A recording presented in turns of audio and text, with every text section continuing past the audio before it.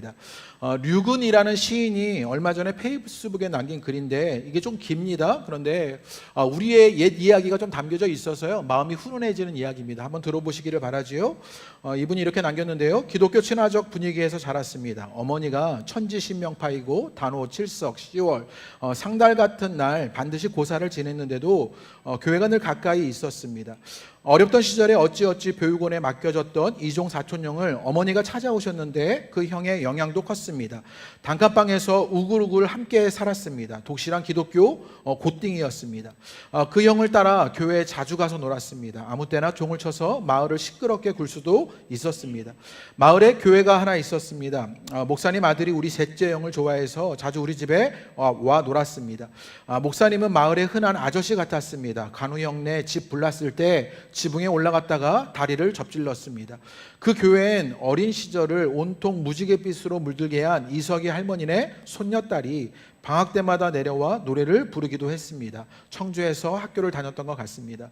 외롭던 시절엔 늘 교회가 있었습니다. 신앙심이 전혀 없었지만 누나들을 따라서 교회에 가 놀았습니다. 중학교 1학년 때에는 크리스마스 고등부 성극 대본을 써서 공연하기도 했습니다. 천재 맞습니다. 서울로 전학 와서는 또 친구들을 따라 망원동 교회에 가서 놀았습니다. 거기서 절름발이 소녀를 짝사랑하였습니다. 고등학교는 기독교 분위기 거의 안 나지만 하여간 미션스쿨 오산학교였습니다. 함석헌 선생의 정신이 조금씩 느껴지긴 했습니다. 길에서 우연히 만난 소녀도 교회 열심이었습니다. 얼굴이 하얗고 투명했습니다. 비오는 일요일에 괜히 교회 앞에서 기다렸다가 운이 좋으면 광화문 박인희의 집까지 함께 걸을 수 있었습니다. 군대 가자 최전방 철책에 투입도 되기 전에 모든 부대원을 반강제적으로 세례받게 했습니다. 철모 안에 예수님 사진을 코팅해서 끼워놓고 살았습니다. 그때 처음으로 성경을 완독했습니다. 읽을 책이 마땅치 않았습니다. 신약은 3번쯤 읽었습니다. 그러자 애인에게서 편지가 왔습니다. 나를 잊어주세요. 지금도 교회 누나 같은 인상을 가진 여인을 만나면 가슴이 설렙니다. 어디쯤에서 잃거나 잊은 것 같은 첫사랑이 다시 손을 내밀 것만 같습니다. 릴케처럼 기꺼이 고백할 수 있을 것 같습니다. 사랑이 어떻게 너에게로 왔는가? 햇빛처럼, 눈보라처럼, 또는 기도처럼 왔는가? 이렇게 자신의 교회가 가까웠던 시절의 이야기를 한 이후에 이렇게 말합니다. 이제는 눈으로도 한번 따라 읽어보시지요. 그런데 참 슬프게도 요즘 교회에 댕긴다는 분을 만나면 마음의 문이 먼저 닫힙니다. 제정신인 분들을 거의 못 보았습니다. 미쳤거나 미치기 일보 직전이거나 미쳐서 더 미치지 못해 더 미쳐가는 사람들 투성이입니다. 예수의 흔적이 전혀 보이지 않습니다. 증오와 혐오와 탐욕의 악마들이 와글와글 모여 있는 것 같습니다. 저에게 기독교의 추억을 돌려주세요. 종탑이 노쓴 종과 짝사랑 소녀와 절름발이 소녀와 순수로 빛났던 기도문과 가난하고 외로운 영혼에게 너그럽던 기독교의 숨결, 술집에서 예수님 만나면 껴안고 울어드리고 싶습니다. 예수님도 이러자고 세상에 오신 건 아니었을 겁니다. 날마다 눈물겼습니다. 엘리 엘리 이렇게 글을 남겼습니다. 이분이요 페이스북에 글에서 기독교의 추억을 돌려달라고 이렇게 말합니다. 그 기독교의 숨결을 그리워하는 것이지요. 그리고 이분의 모습 속에서 우리를 돌아보고 생각해 보게 됩니다. 우리는 기독교의 숨결이 남아있나? 순수로 빛나던 기도문이 있고 가난하고 외로운 영혼에게 너그럽게 그렇게 굴었던 그 기독교의 숨결이 우리에게 있나? 이 질문 속에서 오늘의 말씀을 나눠보려고 합니다. 지난 4주 동안 사도행전 2장의 말씀을 나누었습니다. 또 학과 지느러미라는 말씀의 제목으로 2주간 나누었습니다. 공부를 알려드렸지요. 타자와의 대면을 통해서 새로운 존재가 되는 것.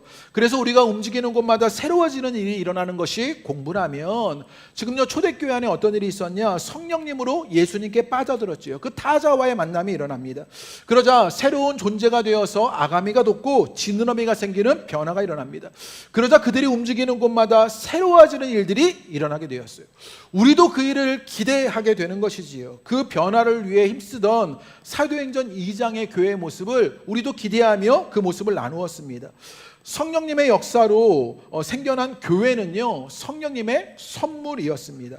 그 성령님의 선물인 교회는요, 공동생활이 있었고요, 공동식사가 있었고 공동의 배움이 있었습니다.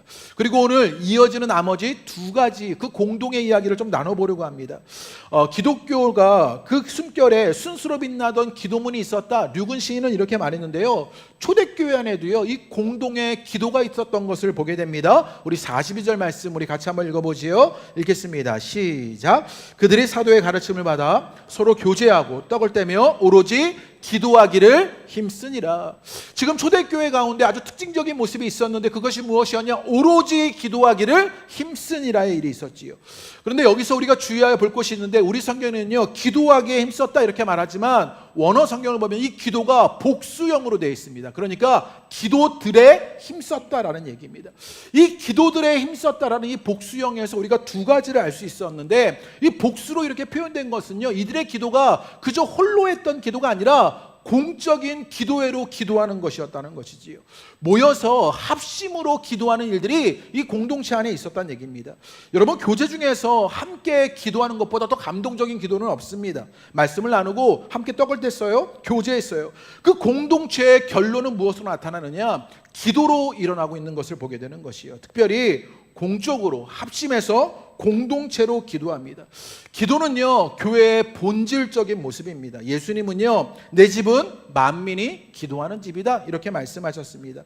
예수님의 몸된 교회는 공동의 기도가 있고요, 여기서 공동의 기도, 공동체적 기도가 주는 유익을 우리가 알게 되는데요, 우리가 개인적으로 기도하다 보면 어떤 일이 생기냐면 우리의 기도가 주관적이 되거나 탐욕적인 기도로 그렇게 변질되기가 쉽습니다. 그런데 합심 기도하면, 공동의 기도로 공동체를 기도하면 더 높은 차원의 공동의 선을 위해서 기도하고 공익을 위해서 기도하는 일들이 일어나게 되는 것이지요.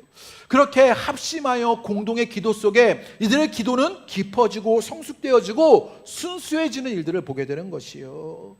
누가복음을 보면요, 누가가 기록한 누가복음과 사도행전을 보면요, 기독교 역사에 정말 중요한 때들이 있었어요. 그때마다 무엇이 있었냐면 기도가 있었던 것을 보게 됩니다. 예수님이요 공생의 사역을 시작하시기 전에도 기도가 있었고요, 또 예수님이 십자가 지시기 전에도요 기도가 있었고요, 또 오늘 우리가 나누었던 사도행전 2장에 오순절 성령 강림 사건이 일어나기 전에도 무엇이 있었냐면 기도가 있었습니다. 우리가 지난번에 나누었던 사도행전 8장에 그것이 예루살렘에 머물렀던 복음이 사마리아와 땅끝까지 이루어지는 그 사건 속에서도 무엇이 있었냐면 기도가 있었던 것을 보게 돼요. 누가가 기록했던 누가복음과 사도행전을 통해서 그 기독교의 결정적인 전개 과정에서 늘 기도가 있었던 것을 보게 되는 것이요. 그러면서 우리를 돌아보게 되는 것이죠. 그것이 무엇이냐면 우리도 지금 기도해야 할다라는 사실입니다. 우리의 신앙이 새로운 전개를 이루어올 때가 되었고요, 우리의 공동체가 새로운 결정적인 변화를 이루어올 때가 되었는데, 그때 우리는 무엇 해야 하느냐? 이 공동의 기도, 합심의 기도, 공동체의 기도가 있어야 하는 것이요. 그 기도로 함께 나가시게 되기를 주님의 이름으로 축복합니다. 아멘을 하셔야 되는데, 그래서 제가 끝을 올렸는데요. 이 공동체의 기도가 우리 가운데 있게 되기를 주님의 이름으로 축복합니다. 그래서 아침 기도회, 금요일날 다락방 기도회, 우리가 공동체의 새로운 전개 과정을 통해서 그 주님이 우리 가운데 이루시는 그 교제의 결론 같은 기도로 주님 앞에 서게 되는 것이요. 또 기도를 가만히 보면 이 기도가 복수형으로 쓰여지는 것으로 우리가 알 수 있게 되는데, 이 기도는요 교회의 성장이나 어떤 부흥의 수단이 아니었습니다. 어떤 특별한 사역을 준비하는 것도 아니었어요. 이 기도가 복수형으로 쓰였다는 것을 우리가 알 수 있는 것이 있다면 하나님과의 교제, 하나님을 향한 예배 중심이었다는 거예요. 그러니까 기도가 지속적으로 갈망하며 그렇게 끊임없이 이어져가는 기도였다는 것을 복수형으로 알게 되는 것이요. 살아있는 교회는요 하나님의 임재를 좀 더 민감하게 경험하는 교회입니다. 그러니 가까이 계신 그 주님께 늘 말을 걸고요, 그분께 듣게 되는 것, 이것이 기도였던 것이요. 오스와스 챔버스라는 주님의 나의 최고봉이라는 아주 유명한 책이 있습니다. 이 책에 기도를 이렇게 말해요. 제가 읽어드리지요. 예수 그리스도의 가르침에 의하면 기도는 내 안에 있는 구속의 기적이 역사하는 것으로 하나님의 능력으로 다른 사람들 안에도 구속의 기적을 이루게 하는 것입니다. 하나님의 구속의 역사가 내게 있는 것, 이게 기도로 일어나는 것이고, 하나님의 능력으로 다른 사람에게도 그 구속의 기적을 이뤄가는 것이 기도입니다.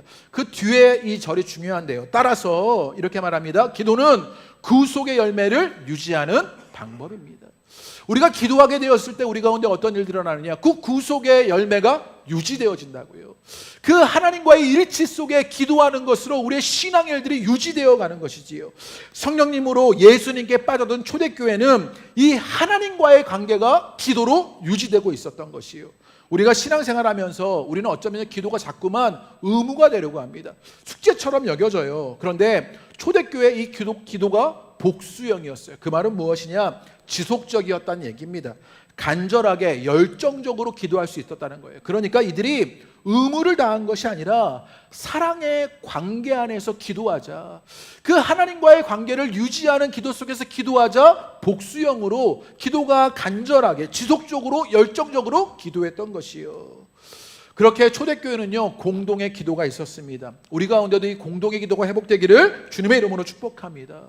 우리는 공동의 기도로 보다 높은 차원의 공동의 유익을 위해서, 공동의 선을 위해서 기도할 수 있게 되고요. 우리 삶의 그 중요한 기점마다 기도하는 일들이 일어나게 되고요. 그 주님과의 교제가 유지되는 그 기도가 우리 가운데 있어야 하는 것이요. 또 이어지는 성령의 선물로 교회된 공동체의 모습에 어떤 일이 있었냐? 42절의 말씀 제가 다시 한번 읽어보지요. 그들이 사도의 가르침을 받아 서로 교제하고 떡을 떼며 오로지 기도하기를 힘쓰니라. 우리가 지난주 말씀을 통해서 이 말씀을 분석해서 계속 나누었는데요. 말씀이 있었어요. 교제가 있었어요. 성만찬이 있었어요. 기도가 있었어요. 우리가 말씀과 교제와 성만찬과 기도, 지금 우리가 예배 시간에 다 했던 것들이에요. 그러니까 지금 초대교회 안에 무엇이 있었냐면 그 예배의 전형적인 모습이 있었고 그 예배가 초대교회 안에 있었다라는 것입니다. 또 우리 46절과 47절의 초반을 한번 읽어보죠. 읽겠습니다. 시작. 날마다 마음을 같이하여 성전에 모이기를 힘쓰고 집에서 떡을 떼며 기쁨과 순전한 마음으로 음식을 먹고 하나님을 찬미하며 라고 말합니다. 날마다 마음을 같이하여 성전에 모이기를 힘썼다라고 말합니다. 뿐만 아니라 집에서도 모였습니다. 성전에서도 집에서도 공동의 예배가 있었고 그 예배 공동체가 공동의 만남을 갖게 되는 일들이 그렇게 반복적으로 일어나는 것을 우리에게 알려줍니다. 성령님으로 예수님께 빠져든 공동체는요, 예배에 자신들을 내던지는 일들이 일어나게 되었다고요. 그런데 만약 여러분 우리가 개인적으로 성령 충만을 받게 되었지요. 하나님의 은혜를 누릴 일들이 있었어요. 그런데 그 이후에 우리가 그 강력한 영적인 공동체에 속하지 않는다면 우리 가운데 어떤 일들 일어나겠냐고요. 여러분 가만히 우리를 보면 우리는 정말 나약한 존재들입니다. 우리 가운데는요 그 신앙의 반작용이 너무나 큰 것이지요. 제가 늘 표현하는데요, 우리 가운데 이 죄의 고무줄 같은 게 있는 거예요. 우리가 은혜를 받았지만, 성령의 충만한 은혜를 받았지만 우리가 그 강력한 영적 공동체 안에서 머물지 못하면 그 죄는요 끊임없이 우리를 끌어당기는 힘을 갖게 됩니다. 그래서 우리가 어떻게 되느냐, 우리 나약한 존재인 우리가 구원받지 않은 자들처럼 완악해지고 영적으로 그 마음이 딱딱해지는 그 경화의 상태가 일어나게 되는 것이지요. 또 냉담해집니다. 제가 얼마 전에 휴가를 다녀왔는데 휴가 기간 동안 아이고 맨날 예배드리고 맨날 기도하고 이게 좀 지겹다, 쉬어야겠다 이런 마음으로요 아침 기도 참여하지 않고 수요예배도 참여하지 않았더니요 이게 뭔가 신앙적으로 몸이 삶이요 뻐근한 것 같은 거예요. 운동 매일 하시던 분이요 운동 안 하면 몸이 뻐근해지잖아요. 그런 것처럼요 예배드리지 않았더니 이 뻐근해지는 것을 느끼더라고요. 그래서 교회 들어와서 금요일날 기도하고 예배드렸더니 얼마나 기분이 좋은지 몰라요. 막 영적으로 몸이 풀리는 그런 기분이 들었던 것이지요. 그렇게 여러분 우리가 주님 앞에 예배하지 않게 되었을 때 우리는 냉담해지고 완악해지고 마음이 경화되는 것을 만나게 됩니다. 그렇게 무뎌져가고 무뎌지다가 무감각해지는 일들을 일어나게 되는 것이요. 또 오늘 그 예배 속에서 초대교회가 그 예배 가운데 힘쓰는 모습에서 무엇을 위해 힘썼는지 40절 초반에 이렇게 우리에게 알려줍니다. 하나님을 찬미하며 라고 말합니다. 이들의 예배 가운데 이들이 무엇에 힘쓰며 있었냐? 하나님을 찬미하는 것이었습니다. 무슨 말이냐? 하나님을 높여드렸다고요. 교회 공동체는요, 이 초대교회 공동체는 성령으로 말미암아 예수님께 빠져들게 되자 이들은 사람의 이야기가 아니라 하나님의 이야기를 주로 하게 되었던 것이요. 교회의 모든 대화와 모임의 초점이 하나님께 있었던 것을 보게 되는 것이요. 찬미한다는 말은요 하나님을 칭찬한다는 말입니다. 하나님께 박수 쳐드린다는 말이에요.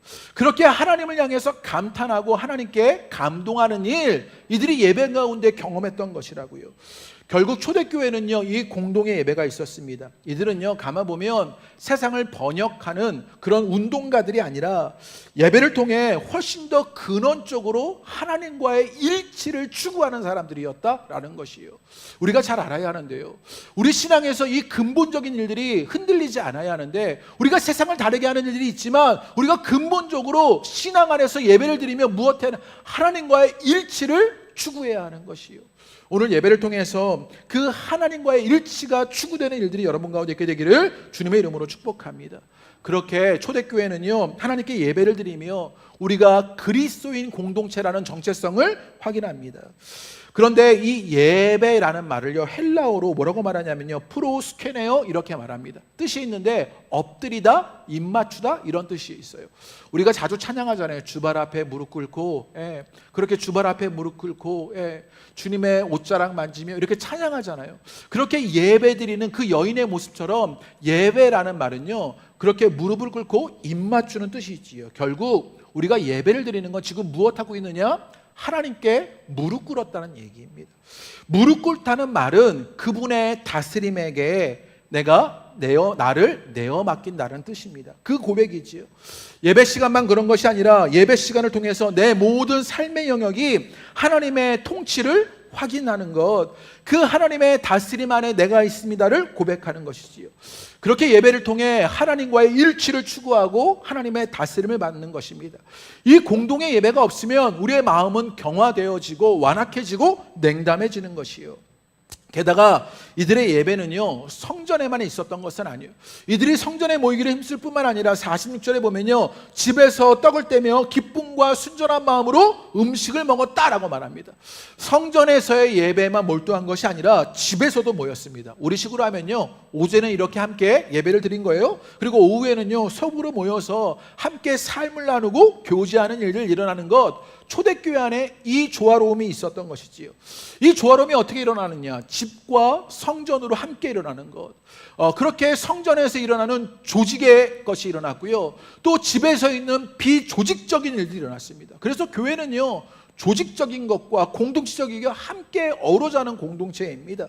또요, 전통적인 것과 자발적인 것이 함께 어우러져 갑니다. 어떤 사람들이요, 교회를 말할 때나 예배를 말할 때 이 둘 중에 하나를만을 강조해서 얘기할 때가 많아요. 그런데 오늘 초대교회를 보면요, 이 두 가지가 함께 어우러져 있는 공동체에 있는 것을 보게 되는 것이에요. 성전으로 아는 그 구심력이 있어요. 그래서 성전에 모이는 함께 구심력이 있고요, 집으로 흩어지는 그 원심력이 함께 작용하는 공동체였다는 것을 보게 되는 것이에요. 이를 가만히 보면 예수님이요, 하늘의 하나님이 땅으로 오신 하나님인 것을 보게 되는 것이지요. 하나님은요, 하나님의 성전에서 세상의 그 인간의 집으로 이동하신 것입니다. 그렇게 우리의 삶에 예배가 들어오면서 예배와 일상이, 하늘과 땅이, 형식과 자유가 예배 안에서 조화와 균형으로 어우러져가는 것을 보게 되는 것이요. 그 어우러지는 조화 균형이 우리 가운데도 일어나게 되기를 주님의 이름으로 축복합니다. 또 이 성전, 또 집에서 모이는 공동 예배의 모습을 이렇게 설명하는데요, 전 여기가 참 은혜로웠는데요. 뭐라고 말하냐면요, 기쁨과 순전한 마음으로 이렇게 말합니다. 46절 말씀에 이들이 어떻게 예배했냐면요, 기쁨과 순전한 마음으로 예배를 드렸다고요. 이들이 은혜를 경험하자 기뻐할 수밖에 없었습니다. 예수님의 사랑을 누려요. 하나님과의 관계가 그들에게 일치가 되기 시작해요. 그러자 그들에게 일어났던 것, 기쁨이었던 것이지요. 또 이게 처음 마음에 와닿았는데요, 순전한 마음으로 이들이 함께 했다고요. 그 순전한 마음으로가 무슨 말이냐? 진실했다는 것이요. 서로가 다 가면을 벗고요, 가식 없이 정직하게 서로를 대했다고요. 그래서 우리가 함께 예배드리면요, 함께 모임을 하게 되면요, 주책스럽게 울 수도 있고요, 바보처럼 웃을 수도 있는 것이요. 제가 저를 핑계 삼아서요, 늘 울고 제가 잘 웃는데, 우리가 그럴 수 있는 것, 순전한 마음으로 예배하는 일들이 일어나게 됐던 것이지요. 그 진실함의 예배와 만남이 초대교회 안에 있었던 것을 보게 되는 것이요. 그래서 46절의 말씀에 보면요, 이들이 어떻게 했냐면요, 날마다 라고 말해요. 날마다 이들이 함께 할 수 있었던 것, 기쁨과 순전한 마음으로 예배와 모임 가운데 있었던 것이지요. 그런데 여러분, 이게 어쩌면 이들의 시대 속에, 이들의 이데올로기 속에서는요, 정말 어려운 일이었어요. 기쁨과 순전한 마음, 우리는 그게 가능할 것 같은데, 이 초대교회 사람들은요, 당시 어떤 이데올로기가 있었냐? 율법의 시대를 살며 율법의 이데올로기 안에 살아갔던 것이지요. 율법은 무엇이냐? 지키지 않으면 안 돼요. 그 의무가 있었던 것이에요. 또 그거 지키지 않으면 심판의 두려움을 겪게 되는 것이지요. 그 심판의 두려움과 의무 속에서 있어야 했던 이들은요, 늘 그렇게 율법을 지켜야 하는 어려움 속에서 제사 가운데 있었는지 모릅니다. 그 의무와 심판의 짐 속에 있었던 것이죠. 그런데 이제 초대교회는요, 기쁨과 순전한 마음으로 예수님의 십자가와 부활로 말미암아 그 은혜와 사랑을 누리게 되었고, 자유와 해방이 이들 가운데 일어나게 됩니다. 그러자 그들 가운데 이제는 기쁨과 순전한 마음으로 기쁨 속에서 자신의 가면을 벗어버리고 정직하게 예배하고 만날 수 있는 그 자유와 해방을 누렸던 것이요, 우리의 예배가 그런 예배 되기를 주님의 이름으로 축복합니다. 그리고 여러분에게 한번 질문해 봅니다. 오늘 그런 기쁨이 여러분에게 있으십니까? 네. 그런 순전한 마음이 있으셔요? 네, 표정 관리하기 힘드셔가지고요. 우리가 그런 기쁨을 회복하게 되기를 주님의 이름으로 축복합니다. 그 순전한 마음이 우리 가운데 일어나게 되기를 기대합니다. 만나면요, 서로 좋은 거죠. 우리 옆에 분들 한번 보셔요. 좋으셔요? 보고 싶었습니다. 한 주간 안 봤더니요, 보고 싶은 거예요. 오늘 송봉수 목사님을 한 주 만에 배웠더니요, 제가 얼마나 보고 싶었는지 몰라요. 그냥 봤는데 좋은 거예요. 그게 기쁨과 순전한 마음 아니겠습니까? 서로 함께 보게 되는 것이요, 우리는 주님의 임재를 갈망하고 주님이 우리의 마음을 만져주시고 우리의 간구를 들어주시고 우리의 감탄과 감동을 받아주시기를, 그것을 열망하는 마음으로 찾아오셨습니까? 우리의 공동체에 이 기쁨과 순전한 마음이 함께 어우러지고 좋아하는 그런 공동의 예배와 만남이 우리 가운데 있게 되기를 주님의 이름으로 축복합니다. 마종기 시인이라는 분이 계셔요. 이분이 시인이신데, 이분이 실은 의사이기도 해요. 이분이 생애 속에 어떤 일이 있었냐면요, 어쩔 수 없이 이민자의 삶을 살아야 했던 것이지요. 이민자의 삶을 살다가 보니 얼마나 고단하고 치열하게 이방의 땅에서 마이너리티로 살아야 하는 그런 어려움이 있었겠습니까? 이분이 이민 가서 의사로서 수련일을 하는 그런 훈련을 받았답니다. 그러다 정신적인 여유도 없고 긴장과 불안의 연속을 살아야 했던 것이죠. 그런데 그런 역경 속에서 그렇게 포기하지 않고 바쁘고 고달픈 삶으로부터 그를 구원해 준 것이 있었다. 이분이 이렇게 얘기합니다. 그것이 무엇이었냐면, 예수를 감당할 줄 아는 사람이 되라는 아버지의 가르침이 있었기 때문이다. 이렇게 말합니다. 예수를 감상할 줄 알아라. 그렇게 고달프고 지치고 분주한 삶의 연속이 있었는데, 그 아버지가 뭐라고 말했냐? 그 아버지가요, 아동문학가였거든요. 그런데 그분에게 이제 네가 예수를 감상할 줄 알아야 한다. 그래서요, 이 마종기 시인은요, 외로울 때마다 시를 썼고요, 시간이 정말 작은 짬이라도 나면 연주회장으로 달려가서 예수를 감상했답니다. 그렇게 아름다운 것에 경외심을 키우면서 인생을 윤택하게 살 수 있었다라고 이야기합니다. 여러분, 그런 차원에서 가만히 보면요, 이 마종기 시인이 살았던 그 삶의 차원에서 여러분, 이스라엘 백성들이 광야 생활했던 것을 한번 상상해 보시지요. 광야 속에서 긴장과 불안의 연속이지 않았겠습니까? 불안을 살아야 할 일이 않겠습니까? 고달픈 삶의 일이 이 광야길에 있지 않았겠습니까? 그런데 시내산에서 하나님은요, 이스라엘 백성에게 무엇을 지으라고 말해요? 성막을 지으라고 말씀하십니다. 그 성막을 짓고 광야 생활 중에 그들은 늘 성막을 중심으로 살아갑니다. 그 성막은 거대한 예술품이 되고 최고의 미술관이 되었던 것이지요. 거기서 하나님의 아름다움을 느꼈던 것이에요. 그렇게 광야에서 하나님의 일치를 추구하고 기쁨을 만하자 그 고달픈 삶에서도 구원을 누리게 됐던 것이에요. 오늘 여러분의 예배가 그런 예배 되시기를 주님의 이름으로 축복합니다. 분주하고 바쁜 삶, 그런 삶들을 살아갈 때 하나님의 아름다움을 느끼게 되자, 고달픈 인생이 우리의 인생인데 예배 가운데 하나님의 아름다움을 만나게 되자 구원을, 윤택한 삶들을 살게 되는 것이요. 보스니아의 내전이 있을 때의 이야기입니다. 1992년부터 1995년까지 최악의 내전이었던 이 보스니아 내전이 있었답니다. 44개월의 내전 동안 10만 명의 사람이 죽었고요, 12,000명의 여성들이 강간을 당하는 그런 추악하고 괴로운 비극의 항복판이었답니다. 박격포가 쏟아지는 그 사라예보에서 보스니아 출신 첼리스트 베드란 스마일로비치라는 첼리스트가 있었습니다.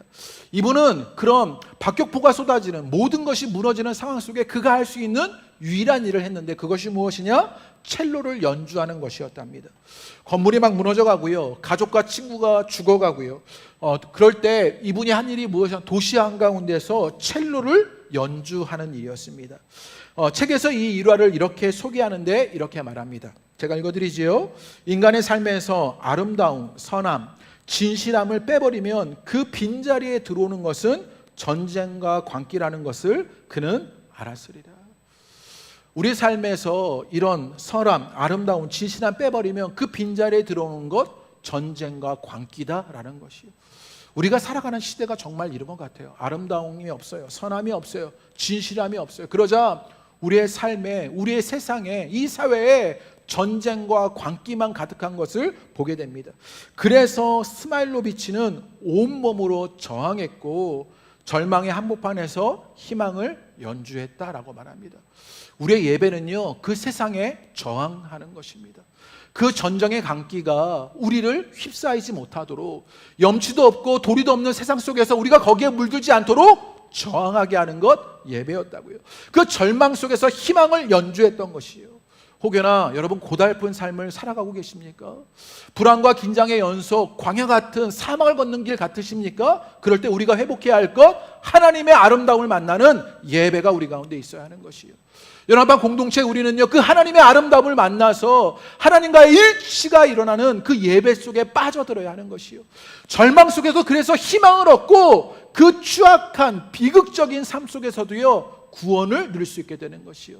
예배로 살게 되는 은혜가 우리 모두 가운데 있게 되기를 주님의 이름으로 축복합니다. 어떻게 해요? 기쁘고 순전한 마음으로요. 자격 없는 우리가 은혜 받았다는 사실을 아니 기뻐할 수밖에 없고요. 내가 순전한 마음으로 나의 모든 가면을 벗어던지고 정직하게 주님 앞에 서서 예배하는 것입니다. 그리고 하나님 다스림 앞에 무릎 꿇게 되는 것이지요. 우리에게도 이 하나님의 일치를 추구하는 공동의 예배가 날마다 일어나게 되기를 주님의 이름으로 축복합니다. 지난 한 달간의 말씀을 좀 정리하려고 하는데요. 지난 3주간 성령님으로 새롭게 되어 예수님께 빠져든 공동체의 모습을 나누었습니다. 성령님으로요, 예수님께 빠져들었고요. 그러자 이들에게 공동생활, 공동식사, 공동의 배움, 공동의 기도, 공동의 예배가 일어나는 것을 보게 되었습니다. 이 공동생활하는 공동체가 있었고요. 식사하는 공동체가 있었고요. 배우는 공동체가 있었고요. 기도하는 공동체, 예배하는 공동체가 있었어요. 그런데 이 모든 것들을 근원적으로 이끌어내는 힘이 무엇이었냐? 오늘 성경은요, 우리 가운데 그것을 알려주게 돼요. 가만히 성경을 보면요, 주님이 어떻게 존재하는지를 우리에게 알려주시는데 주님도 공동으로 존재하십니다. 우리는 이것을요, 신학적인 용어로 뭐라고 말하냐면 삼위일체다라고 말해요. 삼위가 하나라는 것이지요. 하나님, 예수님, 성령님이 하나라는 이야기입니다. 이게 정말 이해하기 어려운 개념인데요. 제가 세가족 성경 공부에 늘 설명하는 내용인데 이것을 무엇으로 설명하냐면요, 사랑으로 설명합니다. 요한일서에 보면요, 하나님을 뭐라고 말해요? 하나님은 사랑이시다 이렇게 말했어요. 하나님은요, 사랑으로 존재하시는 분이에요. 그런데 예수님은요, 그 사랑의 실천자이셔요. 그래서 그 사랑을 느끼게 하시는 분이 누구냐? 성령님인 것을 보게 되는 것이에요. 결국 이제 하나님과 예수님, 성령님의 삼위가 하나 되는 일이 있었는데 그것이 무엇으로 공동으로 일어나냐? 사랑으로 공동으로 일어나게 되는 것이에요. 사랑으로 공동을 이루어 존재하시는 그 주님의 일들을 보게 되는 것이에요. 그렇다면 우리 가운데 성령님으로 말미암아 예수님께 빠져들어 공동생활, 공동식사, 공동배움, 공동기도, 공동예배, 우리가 이것 어떻게 일어날 수 있는 것이냐? 사랑으로 일어날 일이라고요. 몇 주 말씀을 품으며 발견되는 것이 있었습니다. 오늘 사도행전 2장 41, 47절의 말씀을요, 지난 3주간 계속해서 묵상했는데 이 말씀을 가만히 보니까 초대교회는요, 분명한 교리가 있었던 것도 아니에요. 어떤 논리가 있었던 것도 아니에요. 뚜렷한 이념이 있었던 것도 아닙니다. 그들이 정말 성경을요, 교리적으로 알았던 것도 아니고 어떤 이론을 통해서 이런 일을 했던 것도 아닙니다. 그저 성경은요, 그들이 살아가는 모습을 우리에게 알려줄 뿐이에요. 그런데 그 살아가는 모습 속에 무엇이 담겨져 있나 가만히 보니 무엇이 담겨져 있어요? 사랑이 담겨져 있습니다. 성령님으로 말미암아 예수님에게 빠졌던 그들은 그 예수님의 사랑 속에 담겨져 있던 것, 그 내막에 사랑의 일들이 일어났던 것을 보게 되었던 것이요. 그렇게 성령님으로 말미암아 예수님께 빠졌던 공동체는요, 교회가 되었습니다. 새로운 주권 아래 그 사랑의 공동체로 변화되었던 것을 말하는 것이지요. 내가 맺던 관계가 새로워지는 것, 모든 관계의 중심이 예수님께로 일어나게 되는 것, 그게 우리 신앙의 일이라고요. 그래서 그분처럼 우리는 사랑하고 나누고 베풀고 용서하고 겸손하게 살아가게 되는 것이요. 그래서 사랑으로 일어나는 예배가 있고 사랑으로 일어나는 교제가 풍성했던 초대교회를 보게 됩니다. 우리 공동체가 이 공동체 되기를 주님의 이름으로 축복합니다. 우리가 사랑의 공동체가 되어서 우리 안에 사랑으로 말미암아 달라지는 모습을 보게 되는 것이요. 여러분 가만히 우리를 보면요, 참 안 달라지잖아요. 여러분 달라지십니까? 우리가 참 변하지 않는 우리의 습성이 있다고 우리가 늘 입버릇처럼 이야기하는 것입니다. 그런데 우리를 다르게 하는 일이 있어요. 그것이 무엇이냐? 사랑하면 달라져요. 내가 남편을 사랑하면, 아내를 사랑하면, 자녀를 사랑하면, 연인을 사랑하면 내게 달라지는 일들이 일어났던 것처럼, 내가 엄마가 되면, 내가 아빠가 되면 내게 달라지는 일이 일어났던 것처럼 사랑하면 달라지는 일들이 있게 되는 것이요.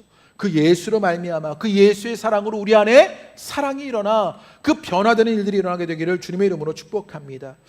이정일 목사님이 계신데요, 이분이 나는 문학의 숲에서 하나님을 만나다라는 책에서 이런 이야기를 합니다. 드라마 오징어 게임에 관한 이야기인데요, 제가 잠깐 읽어드리지요. 넷플릭스 드라마 오징어 게임을 보면 성기훈과 조상우가 마지막에 부딪히게 됩니다. 이 성기훈이 이제 그 이정재 배우가 했던 역할이에요. 기훈은 찌질하지만 마음은 따뜻합니다. 다른 사람들 덕분에 마지막까지 왔다고 생각하고 승자는 패자가 있어서 존재한다는 것을 압니다. 하지만 상우는 자기가 여기까지 온 것을 살아남으려고 죽을 힘을 다했기 때문이라고 말합니다. 기훈이 살아남은 건 강했기 때문이 아니라 남을 배려했기 때문입니다. 그 겁 많은 찌질이가 생사의 갈림길에서 할아버지를 챙겼습니다. 사람은 상황에 빠지면 시야가 좁아져서 자기 생각에 갇히기 마련입니다.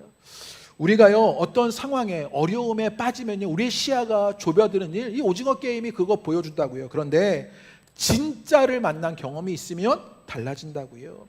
이 오징어 게임이라는 이 드라마에서는요, 시야가 좁아지면 그 게임에서 지는 것이었습니다. 그런데 진짜를 경험한 사람은요, 상황이 나빠지거나 시야가 좁아질 때 자기 생각에 갇히지 않게 되었다고요. 우리가 그리스도인이 되었다는 거, 성령님으로 말미암아 진짜 예수님을 만나게 되었다고요. 그러자 그 기독교라는 큰 이야기 안에 자신을 위치시키는 일, 그게 그리스도인의 삶이라고 말하게 되는 것이요. 그 신앙의 일이 우리 가운데 일어나시게 되기를 주님의 이름으로 축복합니다. 하나님께서 우리를 사랑하시는 이야기 속에 나를 위치시키는 일들 일어나는 것, 그게 초대교회 안에 일어났던 변화이고 우리 가운데 일어나는 변화라는 것이요. 그때 어떤 일들이 일어나느냐, C.S. 루이스가 이런 말을 했습니다. 제가 읽어드리지요. 나는 아침에 해가 뜨는 것을 믿는 것처럼 기독교를 믿는다.